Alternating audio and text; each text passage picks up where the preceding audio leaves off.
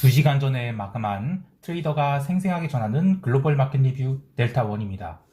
우리 시장은 새해 첫 쿼드러플 위칭 데이를 맞이해서 대량의 프로그램 매도가 나왔지만 아니 마녀가 요양원에 들어갔나? 달리 급등락이 없었어요. 반면 해외 시장은 드디어 걱정하던 일이 터졌는데요. 단기금리가 폭락을 한 겁니다. 아니 그동안에는 금리가 오르는 것을 걱정했는데 단기금리가 하락하면 좋은 거 아니냐 하실 수 있죠. 이게 왜 문제가 되는지 이야기해 보겠습니다.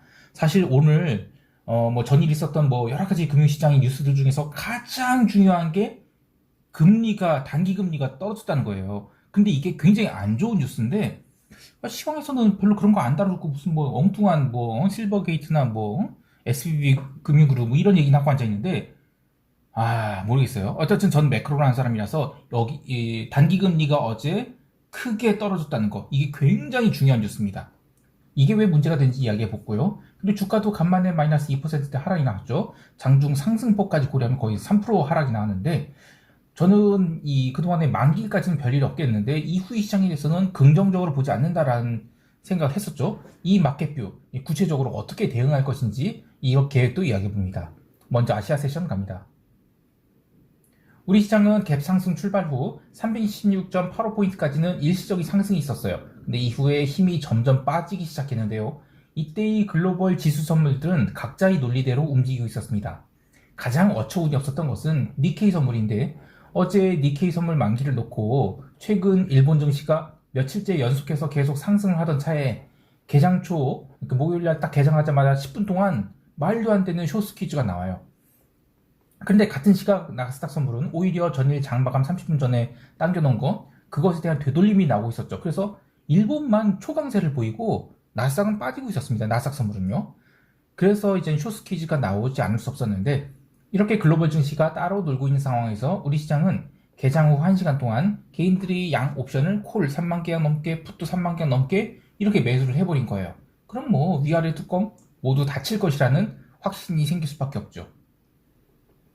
그렇게 지수는 점점 내려와서 315선에 내려앉았습니다. 근데 그 이후로 아주 오랫동안 오르지도 못하고 내리지도 못하는 그런 지루한 장이 이어졌는데 오전 내내 프로그램 매도가 1000억 정도 나오긴 했어요. 근데 본격적인 프로그램 매도는 오후 1시 이후에 있었죠. 오후 1시 이후에 비차익 매도가 급증해서 4천억 넘는 매도가 쏟아져 나왔는데 이때 외국인이 선물 매도 없었습니다. 오히려 외국인은 선물을 순매수했어요. 투자 주체별로도 파생 상품 시장에서는 보험사의 선물 매도를 제외하고는 의미 있는 방향성을 보여준 적이 없었죠. 선물 베이시스도 의외로 전일보다는 개선이 되었는데 그럼 대체 누가 시장을 눌렀을까라고 궁금해 하실 거예요. 자, 이것은 두 가지로 해석될 수 있는데 우선 지수가 오전에 315선에 내려앉은 뒤 상당히 오랜 기간 머물렀다는 점에 주목해야 됩니다. 이번 선물 옵션 만기는 쿼드러플 만기죠. 그래서 현물 포지션을 선물로 해지하거나 합성 선물로 커버할 수 있는데 기존에 현물 매수와 선물 매도 포지션이 있으면 이거를 청산할 때 현물 매도하고 선물 매수했대요. 그런데 반대로 현물을 매도하고 선물 대신 합성 선물을 매수됩니다. 자, 그래서 오늘 현물 매도가 많았어요. 그런데 선물 매수는 없었죠. 만약에 투기적으로 시장을 누를 거였다면 선물 매도가 많이 나왔어야 되는데 선물 매도 없었고 오히려 선물 매수가 제법 있었습니다. 자, 그런데 이제 두 번째, 한동안 315선에서 머무른 상황에서 콜옵션 315를 저렴하게 매수하고 굳이 풋옵션 315는 매도하지 않는 상황. 그럼 이건 뭐예요? 합성 선물이라는 거는 콜 매수, 풋 매도잖아요. 그래서 합성 선물을 다 사야 되는데 풋 매도를 일부러 안 하는 겁니다. 이런 상황에서 남은 프로그램 매도 물량을 장마감 2시간 남겨놓고 다 밀어내버린다. 그러면 매물이 확 증가하면서 시장이 눌리게 되겠죠? 자, 그러면 콜 315만 사고 굳이 풋옵션 315는 매도 안 하면 굉장히 좋은 가격에 주식 바스켓을 청산할 수 있는 거예요. 보통 지수가 상승장일 때 옵션 만기를 중심으로 저렴한 가격에 프로그램 매수하고 싶다. 그러면 콜옵션을 눌러서 대량 매수한 뒤 남은 2시간 동안 지수를 급등시켜서 이 콜 감마를 살리면서 주가를 확실하게 이익 상태로 만들어서 다음날 갭상승시키죠. 근데 어제 같은 경우에는 지수가 하락장으로 전환될 때 나타나는 안타까운 현상이에요. 현물 포지션 치우고 싶은데 시장에 충격을 주고 싶지 않을 때 이런 식으로 하는 거죠. 자, 그래서 315라는 지수로 시장을 눌러놓은 상황에서 5장의 프로그램 매도를 확 늘려서 상당수의 현물을 저가로 밀어버렸어요. 이러면 안타깝게도 금요일은 해외 시장이 뭐 아무리 오르든 떨어지든 물론 이제 떨어졌지만 방향성과 관계없이 하루 종일 눌릴 가능성이 커 보입니다. 게다가 이제 글로벌 변동성이 급등을 했어요. 우리 시장은 금요일에 거래되는 4월물 옵션이 5주차 옵션입니다. 굉장히 거래일이 많이 남았는데 어제 과하게 눌렀죠. 그러면 변동성이 살살 살아나서 옵션 매도가 굉장히 피곤해질 수 있습니다. 심지어 미국 변동성 지수는 어제 선물이 백오데이션이 났어요. 굉장히 강력한 변동성 폭발이 있었죠. 야, 이제 시장 피곤해지겠습니다. 상당히 몸을 사려야 될 것 같습니다. 자, 그래도 시장의 몸집이 좀 가벼워진 것은 다행이라고 생각되는데요. 오늘로서 3월물 선물은 약 15,000계약 정도가 청산됐어요. 그래서 6월물 선물 비결은 약 300,000 3,000계약 수준으로 출발하게 되는데 보통 그 새로운 월물이 시작될 때 한 280,000 5,000개 정도. 그러니까 지금은 평소보다 15,000계약 이상 많은 수준이죠. 그래서 시장 참여자들이 주된 방향성은 아직은 약하방 정도로 쌓여있다고 봐요. 그리고 옵션 시장 또한 약간은 아래쪽으로 기울어져 있는 상태죠. 그런 식으로 이제 미결이 분포되어 있는데 근데 갭다운이 많이 크게 나온다. 그럼 시가에는 어느 정도 하방 시세를 반영한 흐름이 나온 것일 수 있어요. 그래서 저는 전략적으로 숏을 쌌되 4월물은 2주차까지는 최대한 몸을 사려서 양매도 수량을 적게 하면서 방향성을 아래쪽으로 잡는 그런 매매를 하도록 하겠습니다. 물론 선물은 다음 주가 돼서 포지션을 잡고 들어갈 거예요. 옵션만으로 금요일은 이제 옵션만으로 대응할 생각이에요. 자, 이제 유럽 세션으로 넘어갑니다.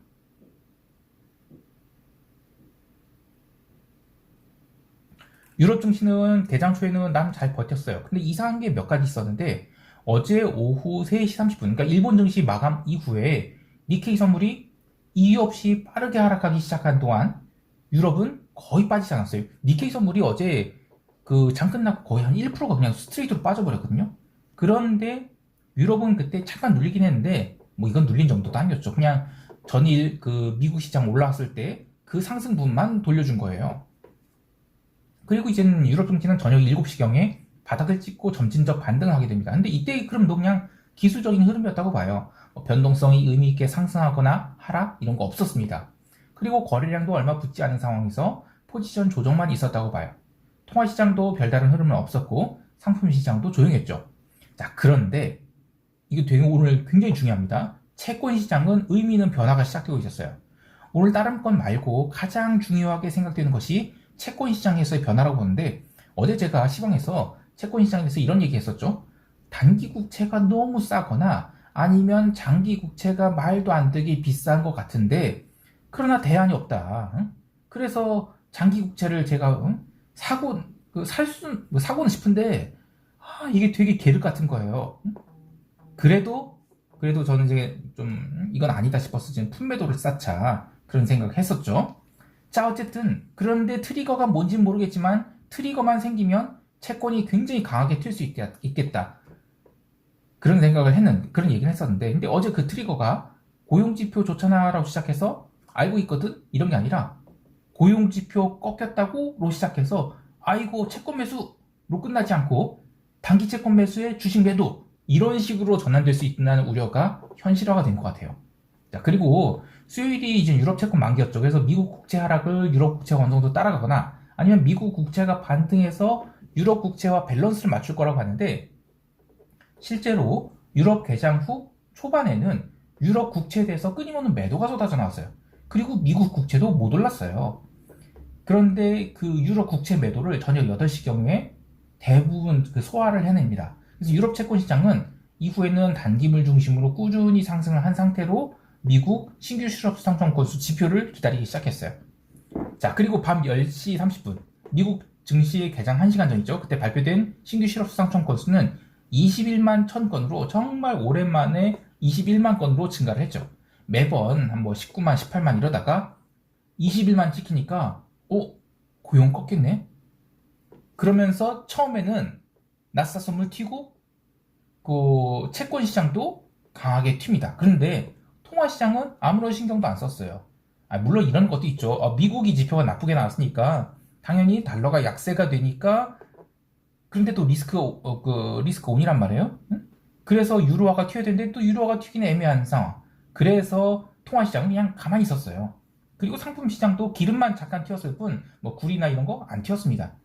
자, 그래서 채권 시장만 굉장히 이 상황을 심각하게 받아들인 거예요. 바로 단기물 금리가 급락한 것인데 어제 지표 발표 이후에 장기 금리는 얼마 밀리지 않았어요. 단기 금리만 폭락을 했습니다. 여기서 시청하시는 분들이 조금 헷갈릴 수 있을 것 같은데 저는 동일한 뜻인 이 뭐 금리 하락과 채권 가격이 상승 동일한 얘기거든요. 이거를 문맥에 좀 따라서 섞었어요. 채권 가격에 초점을 맞출 때는 채권 가격이 튀었다라고 하고 금리에 초점을 맞출 때는 금리가 내려갔다라고 하는데 어느 정도 내공이 있는 분들이 하면 바로바로 제가 이렇게 섞어서도 이해 가시겠지만 아직 잘 모르겠는 분들은 조금은 신경 써서 들어보시면 좋겠어요. 그리고 뭐 이런 분들이 있죠. 뭐 미국 국채 사줄 사람이 없다. 누가 미국 국채를 사겠냐. 미국 국채 폭락이다. 이런 나이브한 생각은 하지 않았으면 좋겠습니다. 어쨌든 자 다시 좀 신경 써서 들어보셨으면 좋겠어요. 굉장히 중요한 내용이거든요. 어제 단기금리가 크게 내려갔어요.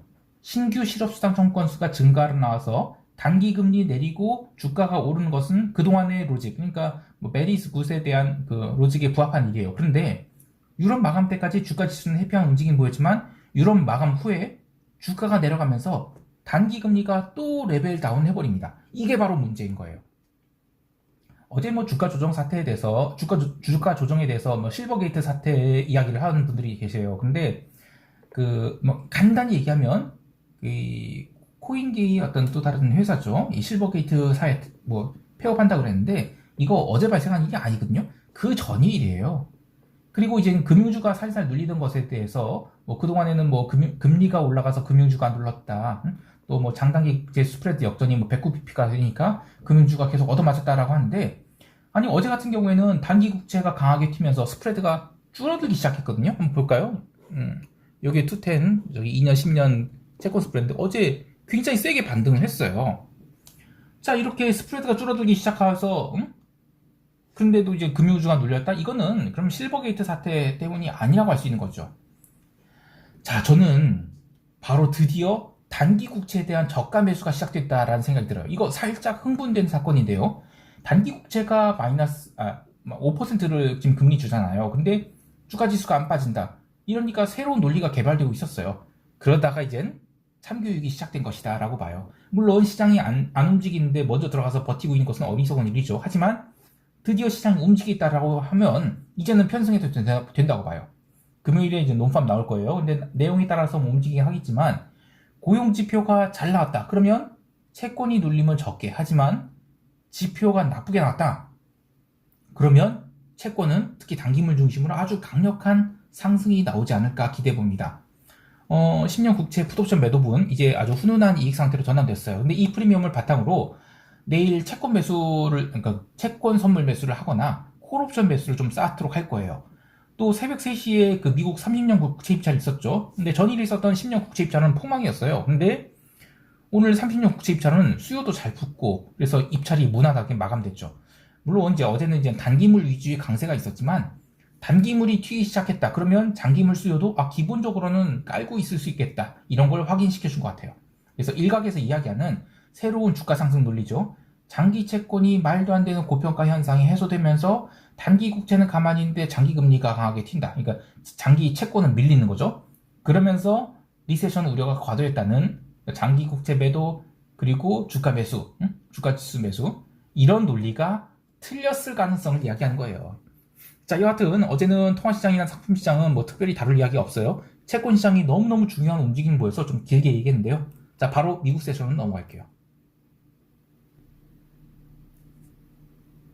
미국 증시는 개장 초만 해도 훈훈했습니다. 본장 개장 1시간 전에 발표된 신규 실업수당 청구수 21만 건 넘었다고 얘기했죠. 이러면서 이제 bad is good 이런 내러티브로 주가가 오르기 시작했는데 근데 주가의 흐름이 이상했어요.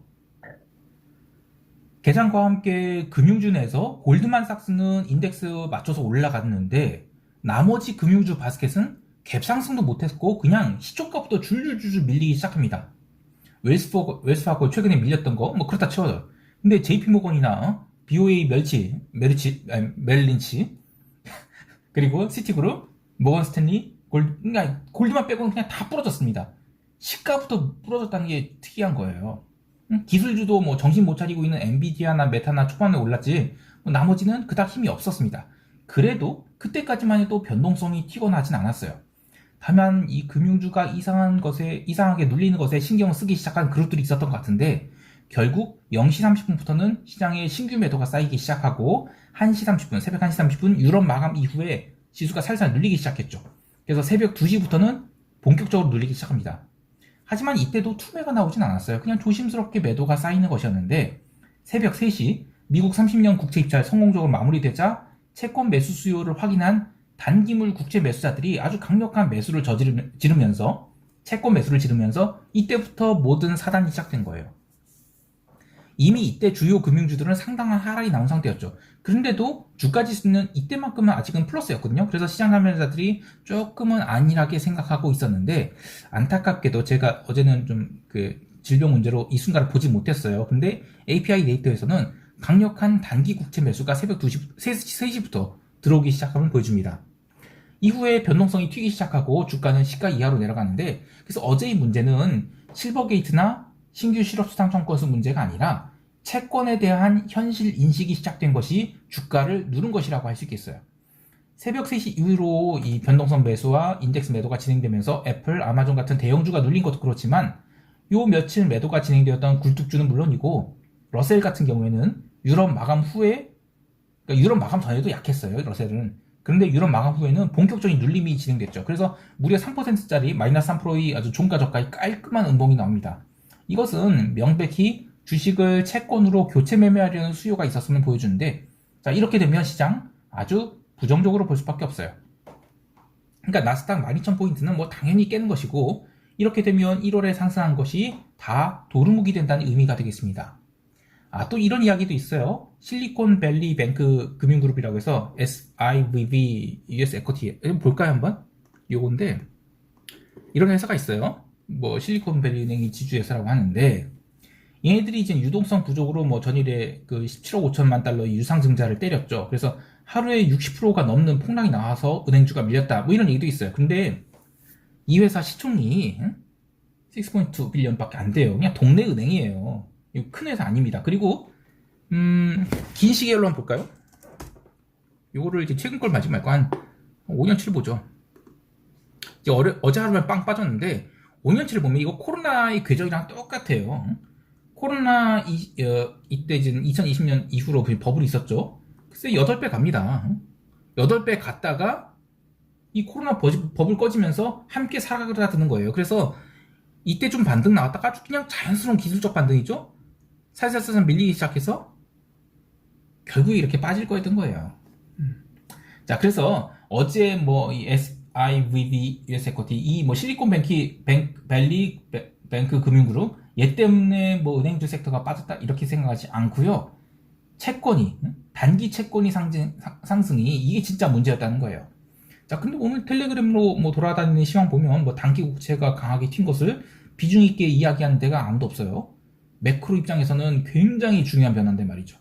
자, 그리고 또 아직 옵션이 월물별 변동성 커브는 살짝 레벨업을 했지 뭐 장기물이 아직 살아나진 않고 있습니다. 근데 이거는 아무래도 다음 주에 미국 옵션 만기가 있어서 적극적으로 살아나지 않는 것 같아요.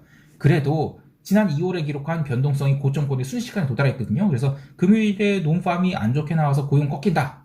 그러면 bad is good이 아니라 bad is bad 이러면서 또 단기 국채가 강하게 튀고 주가는 일시적으로만 눌릴 뿐, 일시적으로만 반등할 뿐 급락을 이어갈 수 있다는 생각이 들어요. 아니 왜 bad is bad이냐 라고 하실 수 있는데요. 원래 bad is bad이죠. 하지만 그동안에는 저금리 시대였고 또 성장기 시대였죠. 그래서 bad is good으로 해석되는 말도 안 되는 기간이었던 거예요. 근데 지금은 고금리 시대죠. 그리고 원래 bad is bad이었다니까요. 아무리 뭐 주가가 꿈을 먹고 살고 미래를 예측하는 지표라고 하지만 늘 꿈에 젖어 살 수는 없지 않습니까? 지금 현역으로 펀드 매니저 하는 친구들, 뭐 리먼 사태를 영화로만 본 친구들도 있을 것 같아요. 물론 이제 시니어들은 안 그러겠지만, 그래서 이제 bad is good이 세뇌되어 있겠지만, 저는 오늘이 단기 국채 상승으로 참교육이 시대가 시작된 것이다, 이런 생각이 듭니다. 자, 이제 시장 총평하면서 대응 전략 이야기할게요. 코스피 시장은 레벨 다운을 시작할 것으로 봅니다. 그러면서 변동성도 증가할 것으로 보는데, 따라서 선물로의 방향성을 잡는 것은 다음 주에 하되, 금요일 하루는 콜 매도를 소극적으로 쌓으면서 풋옵션은 데빈 레이쇼의 소극적인 레이쇼 스프레드를 쌓도록 하겠습니다. 당연히 레이쇼 비율은 낮을 거예요. 낮춰서 할 거고요. 전체 델타는 갭 다운이 나온 관계로 숏을 약하게 잡겠지만 홍콩 시장이 개장한 후에 반등 나온다. 그러면 5장에 숏을 적절한 수준으로 쌓아서 오버나이트 할 계획입니다. 해외 시장에 대해서는 국채 풋옵션 매도가 훈훈하게 됐어요. 그래서 차월물 국채로도 풋옵션을 쌓거나 선물 매수를 좀 쌓아볼 계획이에요. 단기 국채가 어제 너무 많이 올랐다는 생각도 들지만 그래도 채권이 방향성이 이제 롱으로 설정된 것 같거든요. 그래서 아랑곳 않고 채권 롱 포지션을 밀어볼 계획입니다. 생각보다 빠른 흐름이 나올 수 있다고 봐요. 그래서 긴장하고 롱을 잡을 거예요. 어제는 제가 흉통이 생겨서 시장을 제대로 못 봤는데 멤버십 회원분들에게 양해 말씀을 구합니다. 내일 논팜 때 제가 포지션 잡을 거라서 물론 이제 논팜 발표 직후에는 포지션 잡지 않을 거예요. 본장 개장 후에 포지션을 분할로 잡을 겁니다. 물론 포지션만 잡고 휴식을 취할 거라서 뭐 길게 얘기하지 못하겠지만 제가 두어 시간 정도는 장주 모니터링을 하도록 하겠습니다. 오늘도 성공 투자하시길 바라고요. 이상 델타원이었습니다. 감사합니다.